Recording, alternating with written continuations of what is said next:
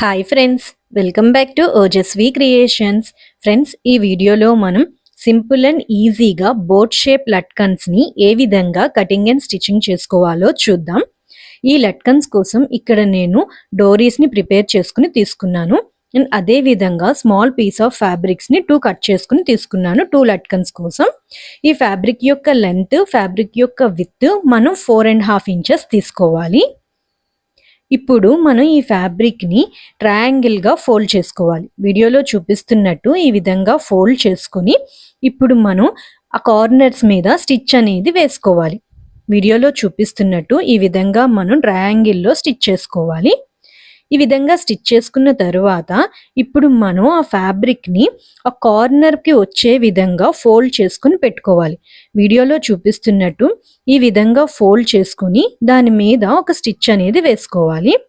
ఇప్పుడు మనం ఇంకొక సైడ్ కూడా ఉంది కదా, ఆ ఇంకొక సైడ్ కార్నర్ని కూడా సేమ్ అదే విధంగా ఫోల్డ్ చేసుకోవాలి. ముందు ఈ విధంగా ఫోల్డ్ చేసుకుని మళ్ళీ ఆ కార్నర్ని ఇంకొకసారి పైకి ఫోల్డ్ చేసుకుని దాని మీద మనం ఒక స్టిచ్ అనేది వేసుకోవాలి. ఈ విధంగా స్టిచ్ చేసుకున్న తరువాత ఇప్పుడు మనం డోరీని తీసుకొని ఆ డోరీని ఫ్యాబ్రిక్కి సెంటర్లో పెట్టుకొని ఫ్యాబ్రిక్ని ఈ విధంగా ఫోల్డ్ చేసుకొని కార్నర్లో మనం ఒక స్టిచ్ అనేది వేసుకోవాలి. ఇక్కడ మనం స్టిచ్ చేసుకునేటప్పుడు డోరీ జరిగిపోకుండా నీట్గా ఒక 2-3 స్టిచ్చెస్ అనేది వేసుకోవాలి.